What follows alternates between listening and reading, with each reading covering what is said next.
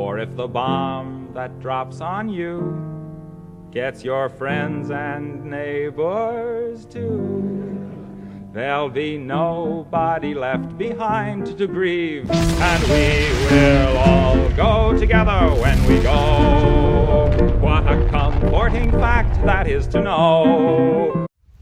Hello and thank you for watching the John Doe Prepper channel. I am your host, John A. Whitman, and it is that time yet again for another A-TACS FG effectiveness test video. This particular one being testing the effectiveness of this lovely pattern in fall. You can probably guess or tell that it's fall by all of the lovely crunching sounds that I'm able to make with all the dead leaves under my feet. So, unlike the summer test, this is of course going to be a much more tan and brown dominant environment, especially on the ground. So we can now see how this pattern works in this environment as opposed to summer, which was almost entirely green in its color palette. My sort of reasoning behind why I love this pattern so much for my area is that I believe there's just enough green in it for the summer, but also just enough tan and brown in it for the spring and fall.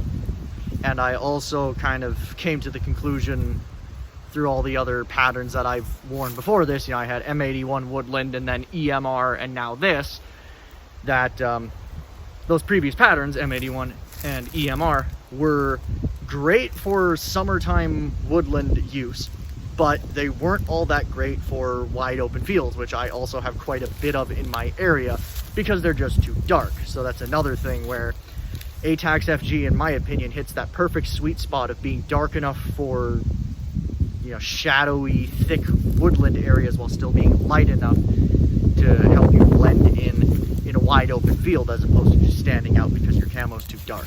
But with that little autistic mini rant over, let's begin this camouflage effectiveness test. But real quick before we do, you may notice that I have yet another A-TACS FG product that I have recently purchased to fuel my crippling addiction, that being this lovely beanie, which is in that pattern. You can kind of see it there.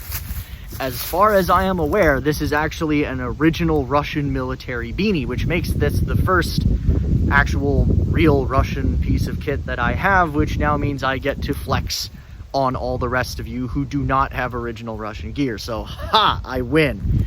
Anyway, without any further ado, on to the test.